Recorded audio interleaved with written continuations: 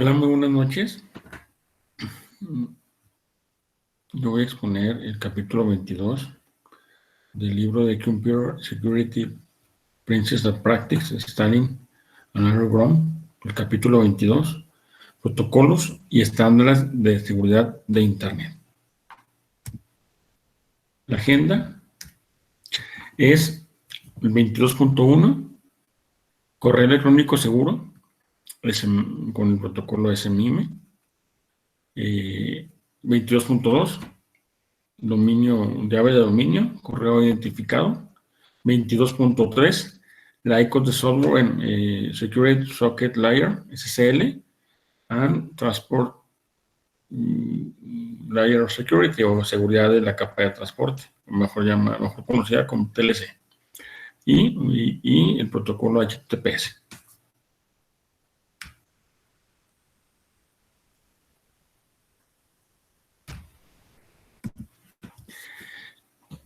El 22.1, en este capítulo se analizan algunos de los protocolos y estándares de seguridad de Internet más utilizados e importantes.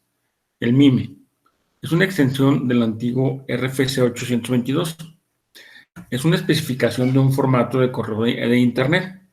El RFC 822 define un encabezado simple, compara, de, asunto y otros campos que se pueden utilizar para enrutar un mensaje de correo electrónico a través de Internet y que proporciona información básica sobre el contenido del correo electrónico. El RFC 822 supone un formato del texto ASCII, simplemente para el contenido. Proporciona una serie de nuevos campos de encabezado que define información sobre el campo del mensaje. El ICMIME, como viene aquí, o una extensión de correo de Internet seguro o multipropósito, es una mejora de seguridad para el estándar de formato de correo electrónico de Internet, MIME. Está basado en tecnología RSA Data Security. Proporciona la capacidad de firmar o cifrar mensajes de correo electrónico.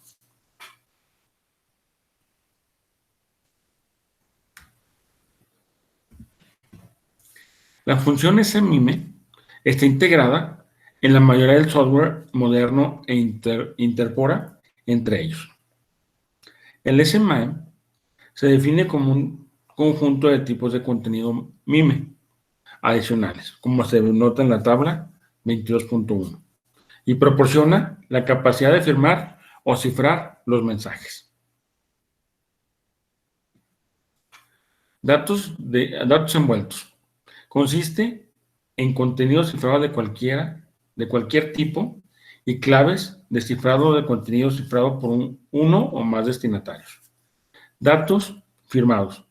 Una firma digital se forma tomando el resumen del mensaje del contenido a firmar, luego cifrándolo con la clave privada del firmante. A continuación, el contenido más la firma se codifican mediante la codificación base 64. Un mensaje de datos firmados solo lo puede ver un destinatario con capacidad SMIME. Datos claramente firmados. Al igual que los datos firmados, se forma una firma digital del contenido. Sin embargo, en este caso, solo la firma digital se codifica mediante la base 64. Como resultado, los destinatarios sin la capacidad de SMIME pueden ver el contenido del mensaje, aunque no puedan comprobar la firma. Y siguiente, datos firmados y envueltos. Las entidades solo con y solo cifrados se pueden anidar, por lo que se puede firmar datos cifrados y se pueden cifrar datos firmados o datos claramente firmados.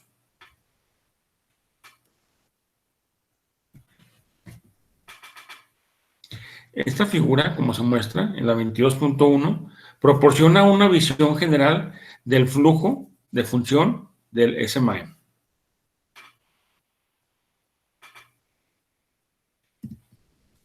Los algoritmos preferidos utilizados para firmar mensajes SMIME utilizan la firma RCA o DCA. de un hash o mensaje SHA-256. Proceso de función de las... ¿Cómo funcionan? Vamos a ver de la siguiente manera. 1. Toma el mensaje que desea enviar y así lo asigna a un código de longitud fija de 256 bits utilizando el SHA-256. Siguiente, el resumen del mensaje de 256 bits es único para este mensaje, por lo que es prácticamente imposible que alguien altere este mensaje o sustituya otro mensaje y siga llegando al mismo resumen. Ese MIME cifra el resumen mediante RSA y la clave RSA privada del remitente. El resultado es la firma digital que se adjunta al mensaje. Ahora, cualquier persona que reciba el mensaje puede volver a calcular el mensaje el resumen del mensaje y luego descifrar la firma mediante el RSA y la clave RSA pública del remitente. Dado que esta operación solo implica cifrar y descifrar un bloque de 256 bits, tarda poco tiempo. La firma de una cadena binaria y enviarla en ese formulario a través del sistema de correo electrónico de Internet podría resultar en una alteración involuntaria del contenido, porque algún software de correo electrónico intentará interpretar el contenido del mensaje buscando caracteres de control como saltos de líneas para proteger los datos. La firma sola o la firma más el mensaje se asigna en carácter ASCII imprimibles mediante un esquema conocido como asignación de base 64 o base 64 o write x64. Asigna cada grupo de entrada de 3 octetos de datos binarios de 4 caracteres ASCII.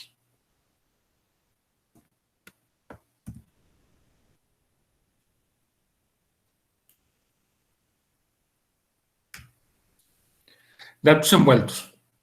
Los algoritmos predeterminados utilizados para cifrar mensajes SMIME son AES o RSA, como se muestra. El SMIME genera una clave secreta pseudo-aleatoria. Esto se utiliza para cifrar el mensaje mediante AES o algún otro esquema de cifrado convencional. Siguiente, se genera una nueva clave pseudo-aleatoria para cada nuevo cifrado de mensaje. Siguiente, esta clave de sesión se enlaza al mensaje y se transmite con él. Siguiente, la clave secreta se utiliza como entrada para el algoritmo de cifrado de clave pública, RSA, que cifra la clave con la clave RSA pública del destinatario. En el extremo receptor, SMIME utiliza la clave RSA privada del receptor. Siguiente, en el extremo receptor, SMIME utiliza la clave RSA privada del receptor para recuperar la clave secreta y, a continuación, utiliza la clave secreta IAES para recuperar el mensaje de texto no cifrado. Si el cifrado se utiliza solo, se utiliza el RX64 para convertir el texto cifrado a formato ASCII y sea más fácil. Norman Kay, correo de identificación DMKIM. Especificación de mensaje de firma criptográfica que permite a un dominio de firma reclamar la responsabilidad de un mensaje en la secuencia de correo. Estándar de Internet propuesto por el RFC 4871, que es el DMKIM. Ha sido ampliamente adoptado por una variedad de proveedores, este proceso. El DKIM es una especificación para firmar mensajes criptográficamente, lo que permite a un dominio de firma reclamar la responsabilidad de un mensaje de secuencia de correo. Los destinatarios del mensaje o los agentes que actúan en su nombre pueden comprobar la firma consultando el dominio del firmante directamente para recuperar la clave pública adecuada y, por lo tanto, puede confirmar que una parte de posesión de la clave privada para el dominio de firma ha certificado el mensaje DKIM. Se especifica el RFC estándar del Internet 4861, que es el DKIM. El DKIM ha sido ampliamente adaptado por una variedad de proveedores, incluyendo corporaciones, agencias gubernamentales, Gmail, Yahoo, entre otros. Para entender el funcionamiento de DKIM, es útil tener una comprensión básica de la arquitectura del correo de Internet, que actualmente se define en RFC 5598. Esta subsección proporciona información general sobre los conceptos básicos. En su nivel más fundamental, la arquitectura de correo de Internet consta de un mundo de usuarios en forma de agentes de usuario de mensajes, MUA.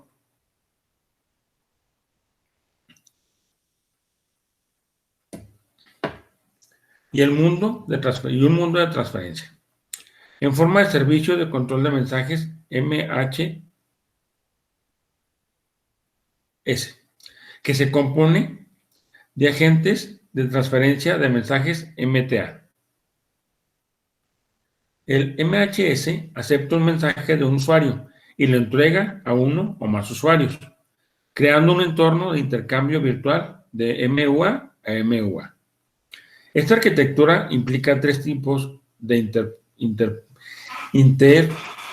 interoperabilidad. Uno es directamente entre los usuarios. Los mensajes deben ser formateados por el MUA en nombre del autor del mensaje para que el MUA de destino pueda mostrar el mensaje al destinatario del mensaje. También hay requisitos de interoperabilidad entre el MUA y el MHS. Primero, cuando se aplica un mensaje desde el MUA al MHS.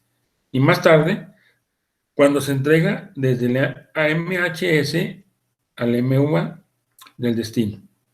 La interoperabilidad es necesaria entre los componentes MTA a lo largo de la ruta de transferencia a través del MHS.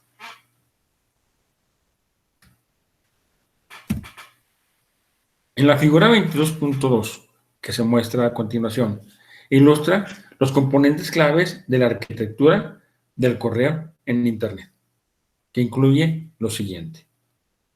Agente de usuario del mensaje, como lo dije anteriormente, el MUA. Funciona en nombre de actores de usuario y aplicaciones de usuario. Es su representante dentro del servicio.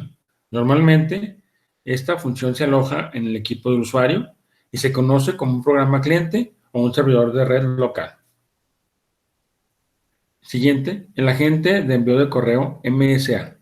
Acepta el mensaje enviado por MUA y aplica las directivas del dominio, del hospedaje y los requisitos de los estándares de Internet. Esta función puede estar ubicado junto con el MUA o como un modelo funcional separado. En este último caso, el protocolo simple de transferencia de correo SMTP se utiliza entre el MUA y el MSA. Siguiente, el agente de transferencia de mensajes, que es este. Retransmite correo para un sitio a nivel de aplicación. Es como un conmutador de paquetes o un rotador IP, en el sentido de que su trabajo es realizar evaluaciones de enrutamiento y acercar el mensaje a los destinatarios. La retransmisión se realiza mediante una secuencia de MTA hasta que el mensaje llega a un MDA de destino. El MTA también agrega información del seguimiento al encabezado del mensaje.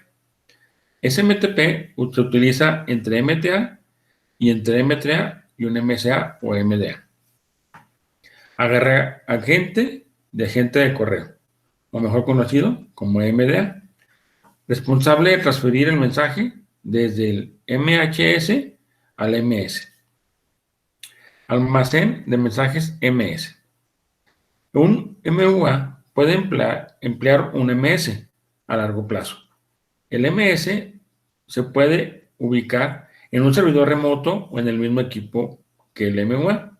Normalmente, Un MUA recupera mensajes de un servidor remoto mediante POP, protocolo de oficinas de correo, o IMAP, que significa protocolo de acceso a mensajes de Internet.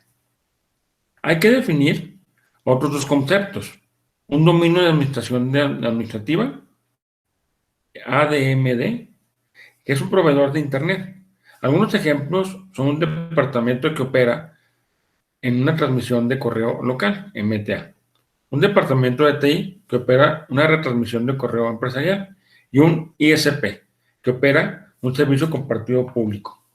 Cada ADMD puede tener diferentes políticas operativas y toma decisiones basadas en la confianza.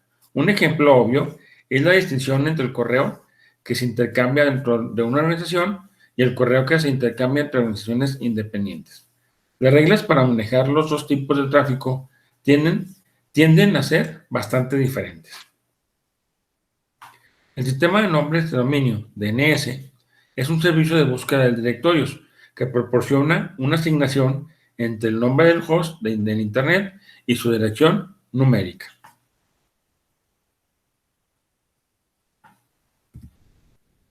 En la figura 22.3 también es un ejemplo de una función DKIM. Este es un ejemplo sencillo del funcionamiento de DKIM. Comenzamos con un mensaje generado por un usuario y transmitido en el MHS a un MSA, como se muestra aquí, que está dentro del dominio administrativo del usuario. Un programa cliente genera un mensaje. El contenido del mensaje más los encabezados RFC 5322 seleccionados lo firma el proveedor mediante la clave privada del proveedor. El firmante está asociado a un dominio, que podría ser una red local, corporativa, un ISP o una instalación pública como Gmail. A continuación, el mensaje firmado pasa a través de Internet, a través de una secuencia de MTA. En el destino, el MDA recupera la clave pública de la firma entrante y comprueba la firma antes de pasar al mensaje al cliente del destino. El algoritmo de firma predeterminado en SRCA con SHA 256. El RCA con SH1 también se puede utilizar.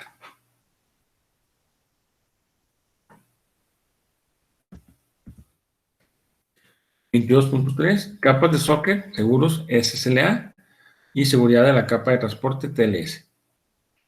Es uno de los servicios de seguridad más utilizados. El servicio de propósito general implementado con un conjunto de protocolos de dependencia de TCP y posteriormente se convirtió en el estándar de Internet RFC 4346 de seguridad de la capa de transporte TLC. Tiene dos implementaciones, como lo comento aquí. Uno, proporciona como parte del conjunto de protocolos subyacente y siguiente incrustado en paquetes muy específicamente. Uno de los servicios de seguridad más utilizados es la capa de socket seguros, el SSL, y el estándar de Internet de seguimiento, RFC 4346. El protocolo de seguridad de la capa de transporte, TLC, versión 1.1, ha suplantado en gran medida la implementación anterior de SSL. El TLS es un servicio de uso general implementado como un conjunto de protocolos que se basa en TCP, en la capa de transporte. En este nivel hay dos opciones de implementación para una generalidad completa. TLC podría proporcionarse como la parte del conjunto de protocolos subyacente y por lo tanto ser transparente a las aplicaciones. Alternativamente, TLC se puede incrustar en paquetes específicos. Por ejemplo, la mayoría de los navegadores vienen equipados con SSL y la mayoría de los servicios web han implementado el protocolo.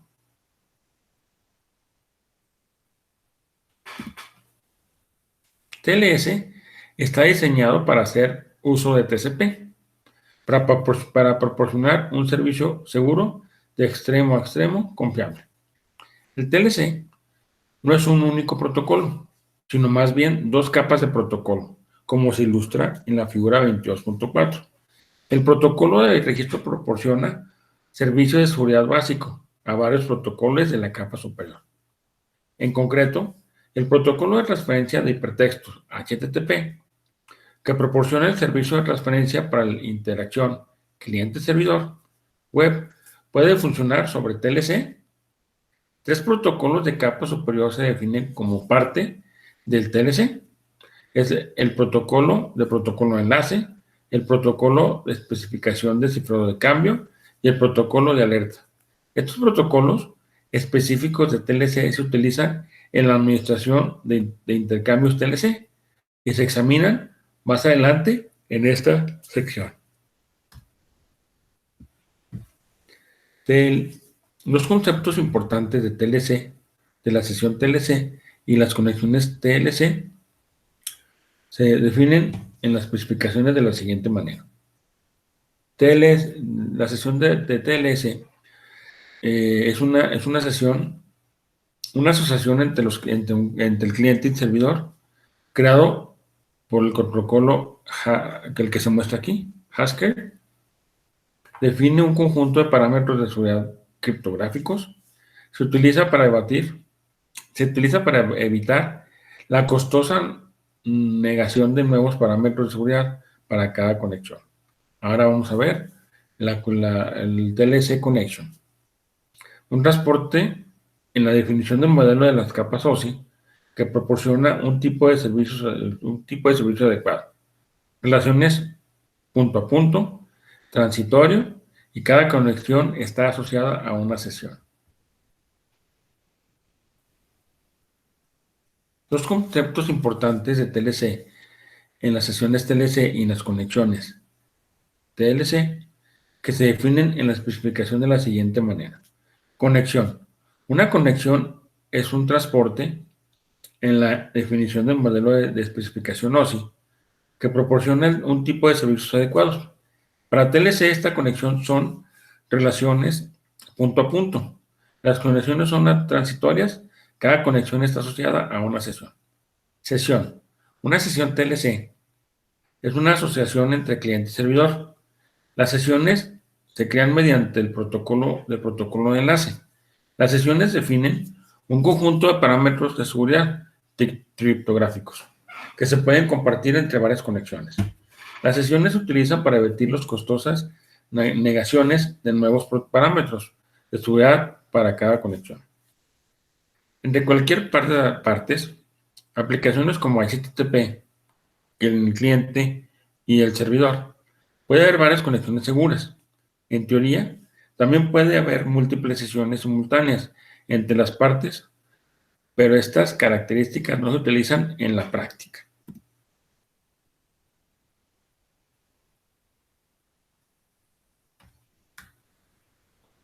El protocolo de registro SSL proporciona dos servicios para la conexión SSL. Uno, confidencialidad. El protocolo de apretón de manos o Hunter define una clave secreta compartida que se utiliza para el cifrado simétrico de la carga SSL, integrar el mensaje. El protocolo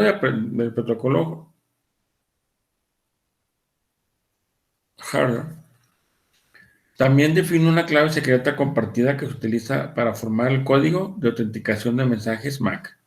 En la figura 22.5 indica el funcionamiento general del protocolo de registro, SSL. El primer paso es la fragmentación. Cada mensaje de capa superior se fragmenta en bloques de 214 bytes o menos. A continuación, se aplica opcionalmente la comprensión. El siguiente paso es el procesamiento, es calcular un código de autenticación de mensajes sobre los datos comprimidos. Y a continuación, el mensaje comprimido más el MAC se cifran mediante cifrado simétrico. El paso final del procesamiento del protocolo de registro SSL es anteponer un encabezado que incluye los campos de versión y longitud, como se muestra en la figura 22.5.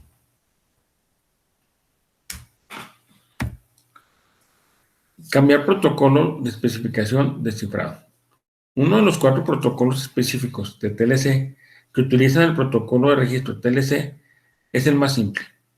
Consiste en un único mensaje que consta de un solo byte con el valor 1. El único propósito de este mensaje es hacer que el estado pendiente se copie en el estado actual. Por lo tanto, la actualización del site es descifrado en uso.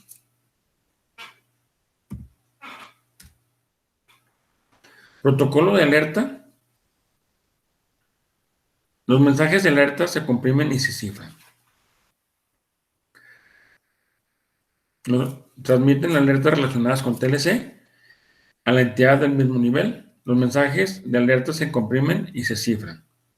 Cada mensaje consta de 2 bytes, que son: el primer byte toma el valor warning 1 o fatal 2 para transmitir la gravedad del mensaje. Si el nivel es grave, TLC termina inmediatamente la conexión. Otras conexiones en la misma sesión pueden continuar, pero no se puede establecer nuevas conexiones en esta sesión. El segundo byte contiene un código que indica la alerta específica.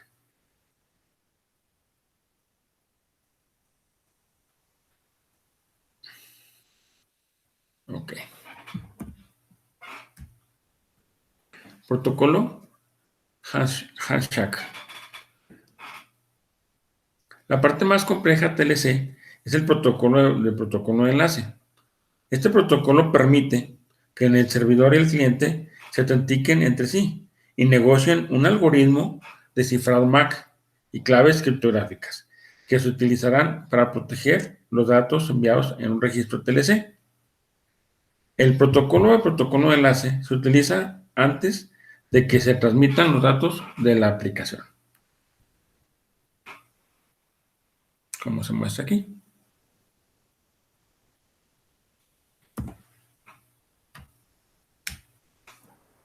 El protocolo Handshake consiste en una serie de mensajes intercambiados por el cliente y el servidor, como se muestra en la figura. Fase 1. Se utiliza para iniciar una conexión lógica y establecer las capacidades de seguridad que se asociarán a ella. El intercambio es iniciado por el cliente, que envía un mensaje cliente hello con los siguientes parámetros. Versión. La versión SSL más alta entendida por el cliente. Siguiente. Aleatorio. Una estructura aleatoria generada por el cliente, que consiste en una marca de tiempo 32 y 28 bytes, generados por un generador de números aleatorios seguro. Estos valores se utilizan durante el intercambio de claves para evitar ataques de reproducción. ID de sesión. Un identificador de sesión de longitud variable, un valor distinto de 0, indica que el cliente desea actualizar los parámetros de una conexión existente o crear una nueva conexión en esta sesión. Un valor 0 indica que el cliente desea establecer una nueva conexión en una nueva sesión. Shipper Suite. Esta es una lista que contiene las combinaciones de algoritmos criptográficos soportados por el cliente, en orden decreciente de preferencia. Cada elemento de la lista, cada conjunto descifrado, define un algoritmo de intercambio de claves y una criptosfera. Modo de comprensión. Está en la lista en los métodos de comprensión que admite el cliente. Después de enviar el mensaje cliente hello, el cliente espera el mensaje server hello, que contiene el mismo parámetro del mensaje. Cliente hello. Los detalles de la fase 2 dependen del esquema de cifrado de clave pública subyacente que se utiliza. En algunos casos, el servidor pasa un certificado al cliente, posiblemente informado de claves adicionales y una solicitud de cifrado del cliente. El mensaje final de la fase 2, y uno que siempre es necesario, es el mensaje server, done, que es enviado por el servidor para indicar el final del saludo del servidor y los mensajes asociados. Después de enviar este mensaje, el servidor espera una respuesta del cliente. La fase 3, tras la recepción del mensaje del server done, el cliente debe comprobar que el servidor proporcionó un certificado válido, si es necesario, y comprobar que los parámetros Hello Server son aceptables. Si todo esto es satisfactorio, el cliente envía uno o más mensajes al servidor, dependiendo del esquema de clave pública subyacente. La fase 4 completa la configuración de una conexión segura. El cliente envía un mensaje Chain Shipper Zip y copia el Shipper Zip de pendientes en el actual. En respuesta de estos mensajes, el servidor envía su propio mensaje de Chain Ship Circ. Transfiere el pendiente a la estación final y envía su mensaje terminado. En este momento, el protocolo de enlace se ha completado y el cliente y el servidor pueden comenzar a intercambiar datos a nivel de la aplicación del modelo de referencia OSI.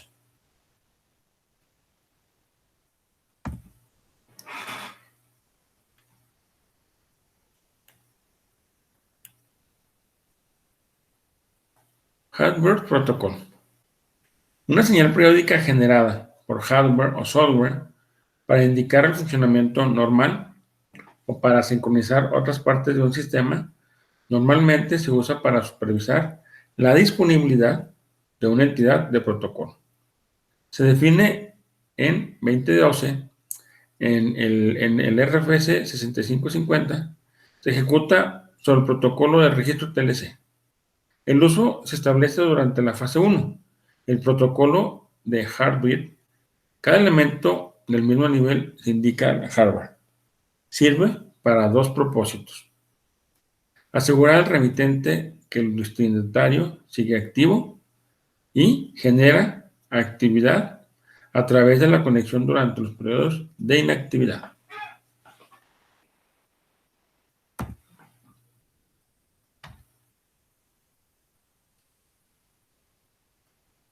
Existen 4 categorías generales.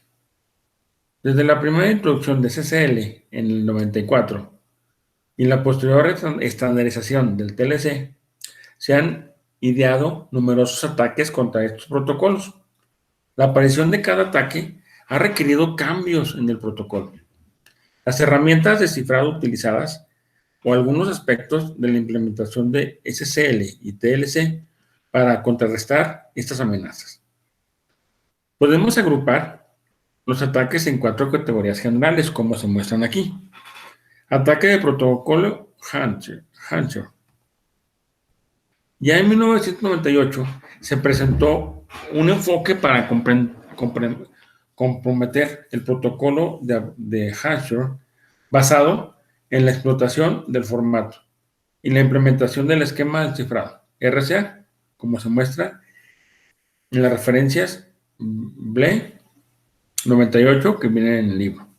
A medida que se implementaban las contramedidas, el ataque se perfeccionó y ajustó no solo para frustrar las contramedidas, sino también acelerar el ataque. Ataque de protocolo de datos de registro y aplicación. Se han descubierto una serie de vulnerabilidades en estos protocolos, lo que lleva a parches para contrarrestar las nuevas amenazas. Siguiente, ataques PKI. La comprobación de la validez de los certificados X o 509 es una actividad sujeta a una variedad de ataques, tanto en el contexto de CCL, TLC, como en otros lugares. Otros ataques, como se muestra a continuación, como se muestra en la referencia del libro Melle 13, enumera una serie de ataques que no encajan en ninguna de las categorías anteriores.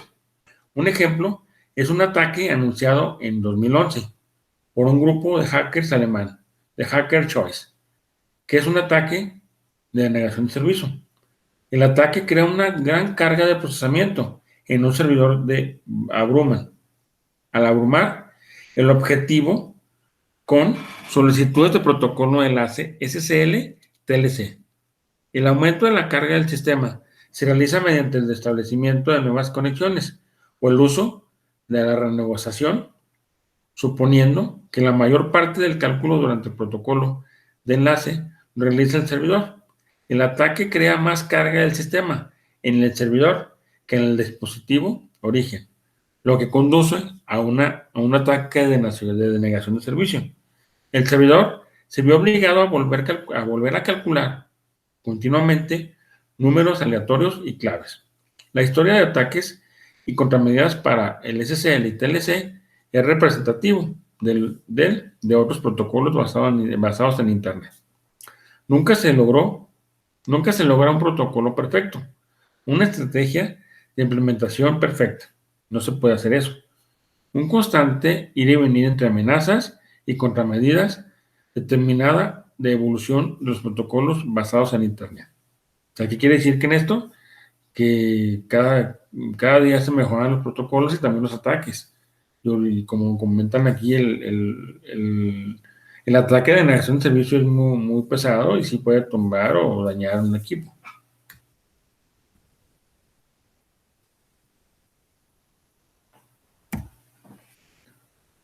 Un error descubierto en el 2014 en el software TLC creó una vulnerabilidad de TLC potencialmente más catastrófico.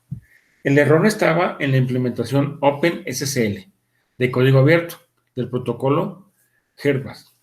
Es importante tener en cuenta que esta vulnerabilidad no es un error de diseño en la especificación TCL. Más bien, es un error de programación de las bibliotecas OpenSSL. Para comprender la naturaleza de la vulnerabilidad, recuerde que nuestra discusión anterior que el mensaje de hard REST incluye la longitud de carga útil. La carga útil y los campos rellenos antes de que se corrigiera el error. La versión OpenSSL, el protocolo de latidos funcionaba de la siguiente manera. El software lee el mensaje de la solicitud entrante y asigna un buffer lo suficientemente grande como para contener el encabezado del mensaje, la carga útil y el relleno. A continuación, sobrescribe el contenido actual del buffer con el mensaje entrante. Cambia el primer byte para indicar el tiempo de mensaje de respuesta y a continuación transmite un mensaje de respuesta que incluye el campo de longitud de carga y la carga. Sin embargo, el software no comprueba la longitud del mensaje entrante. Como resultado, un adversario puede enviar un mensaje que indica la longitud máxima de la carga útil, 64 kilobytes, pero solo incluye la carga mínima, 16 bytes. Esto significa que casi 64 kilobytes de buffer no se sobrescriben y lo que sucedió para esta memoria en el momento se enviará al solicitante. Los ataques repetidos pueden resultar en la exposición de cantidades significativas de memoria en el sistema vulnerable, como se muestra en la figura 22.7. Ilustra un comportamiento previsto y el comportamiento real para la vulnerabilidad antes mencionada. Aquí viene. Se trata de un defecto espectacular. La memoria intacta podría contener claves privadas, información de identificación de usuario, datos de autenticación, contraseñas y otros datos confidenciales. La falla no fue descubierta durante varios años, a pesar de que finalmente el error se corrigió en todas las implementaciones. Grandes cantidades de datos confidenciales se expusieron en Internet. Por lo tanto, tenemos un largo periodo de exposición, un ataque de fácil implementación y un ataque que no deje rastro. La recuperación completa de este error podría tardar muchos años. Agravando, el problema es que OpenSSL es la implementación de TLS más utilizada en el mundo. Los servidores que usan OpenSSL para TLC incluyen finanzas, comercio de acciones, personales y corporativos, redes sociales banca, compras en línea, agencias gubernamentales. Se ha estimado que más de 2/3 de los servidores en el mundo utilizan el OpenSSL, lo que da una idea de magnitud del problema que están enfrentando, que estamos enfrentando.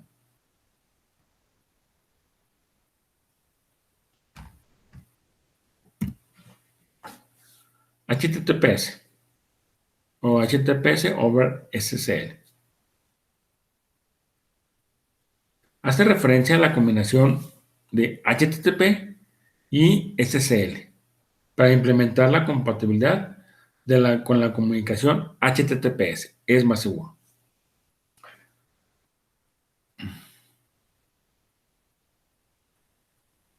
Compatibility está integrado en todos los navegadores web modernos.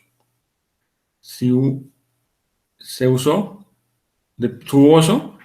depende de la comunicación segura de los servidores web entre un explorador web y un servidor web. Las conexiones HTTPS utilizan el puerto 80. Se especifica el HTTPS se utiliza en el puerto 443, que invoca el SSL, localizadores de recursos direccionales comienzan por un lugar.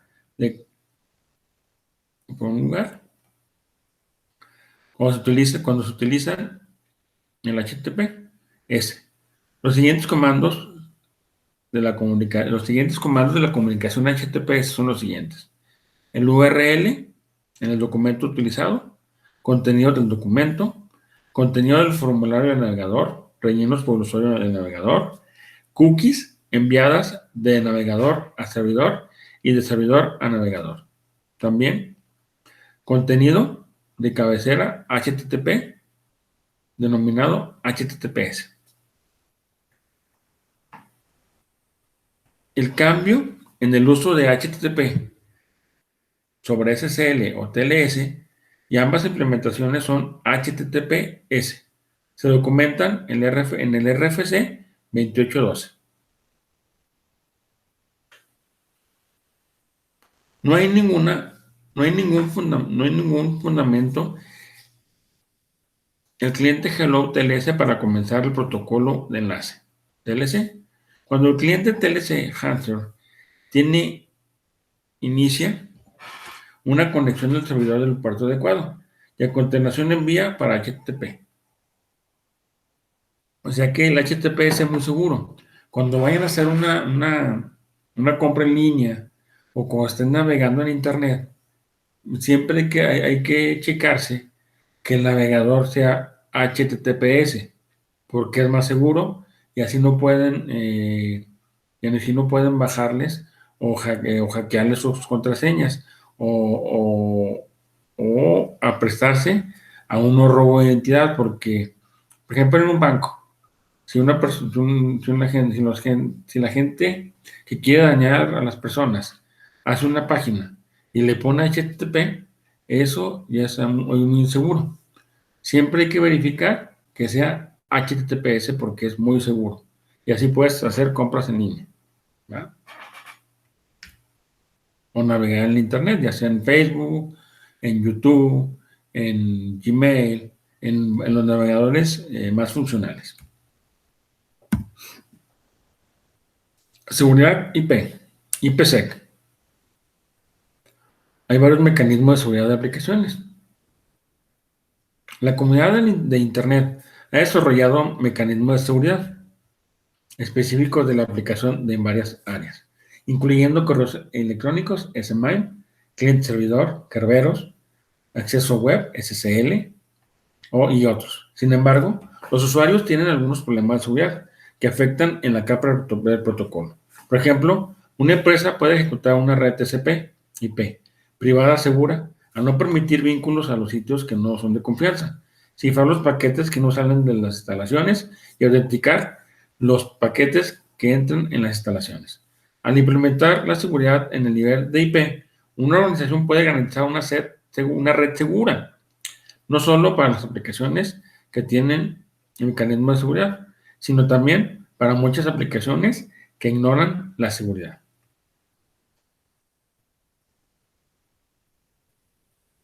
La seguridad a nivel IP abarca tres áreas funcionales: autenticación, confidencialidad y administración de claves. El mecanismo de autenticación asegura que un paquete recibido fue, de hecho, transmitido por la parte identificada por la fuente en la encabezado del paquete. Además, este mecanismo asegura que el paquete no ha sido alterado en tránsito. La función de confidencialidad permite a los nodos de comunicación cifrar los mensajes para enviar la escucha de terceros.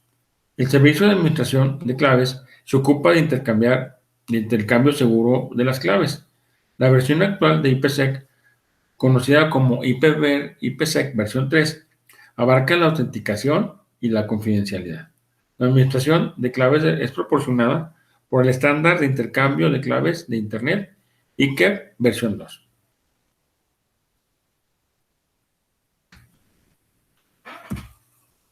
Beneficios del IPsec. Las ventajas del IPsec incluyen lo siguiente. Cuando se implementa en un firewall o enrutador, proporciona una fuente de seguridad a todo el tráfico que cruza el perímetro.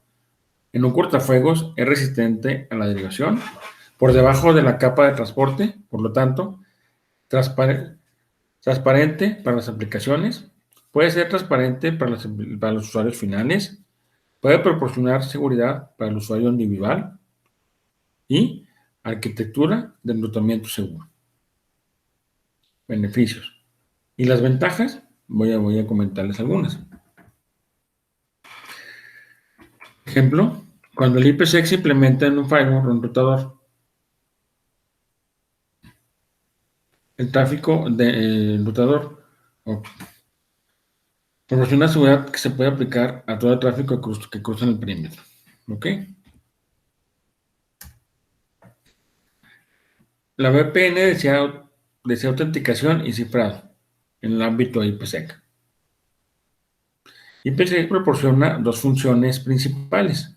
Una función combinada de autenticación cifrado denominada Encapsulation Security Payload, es ESP. Esa es la función de intercambio de claves. Para las redes privadas virtuales, generalmente se desean tanto la autenticación como el cifrado, ya que es importante.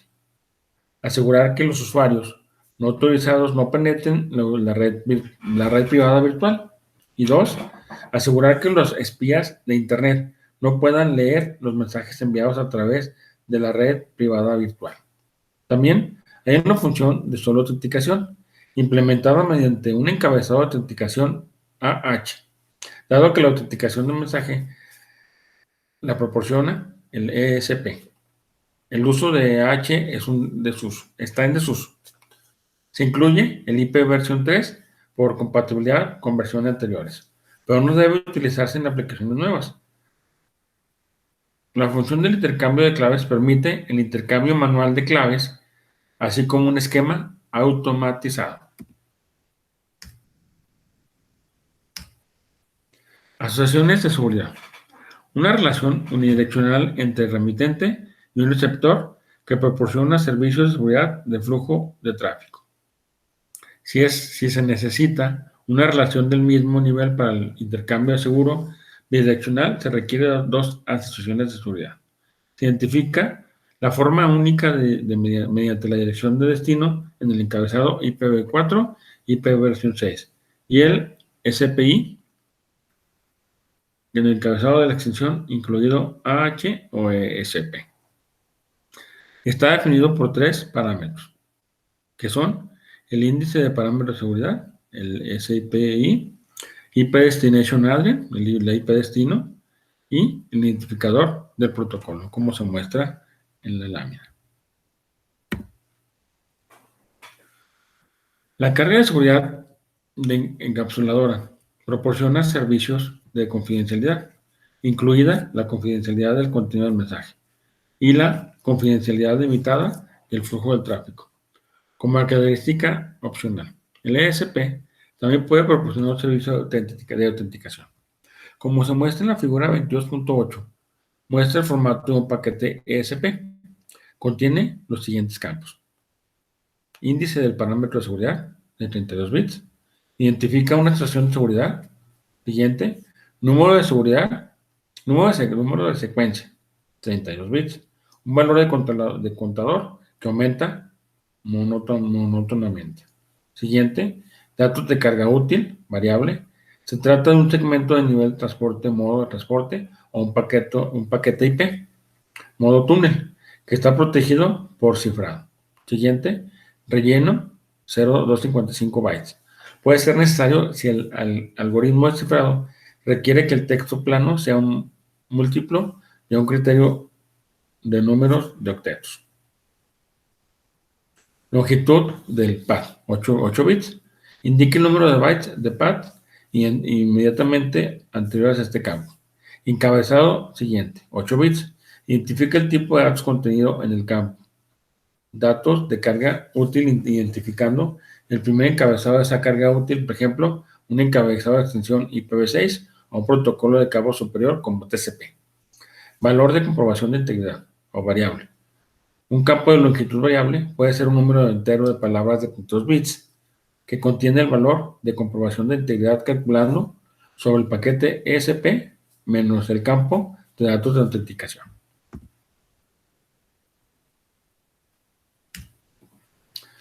Modo de transporte y túnel. Modo de túnel.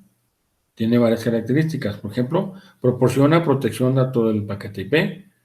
Todo el paquete original viaja a través de un túnel de un punto de una red a otra. Se utiliza cuando uno o ambos extremos de una asociación de seguridad son una puerta de enlace de seguridad. Siguiente, varios hosts de red detrás del firewall pueden participar de comunicaciones seguras sin implementar el IPsec. Ahora, modo de transporte. Tiene las siguientes características. Se extiende a la carga útil del paquete IP. Normalmente se utiliza como la comunicación end-to-end entre los hosts y ESP cifra y opcionalmente autentica la carga IP, pero no el encabezado IP. Y sumario es lo que aprendimos. El SMIME, el EMIME, el Domain Case Identific Mail, el SSL, el TCL, la arquitectura del TCL, el protocolo TCL, el TLS Attack, los ataques, el STLS Attacks, el HTTP, las conexiones, la conexión segura, el IPv4 y IPv6, la seguridad, es lo que vimos en este capítulo. Es cuanto.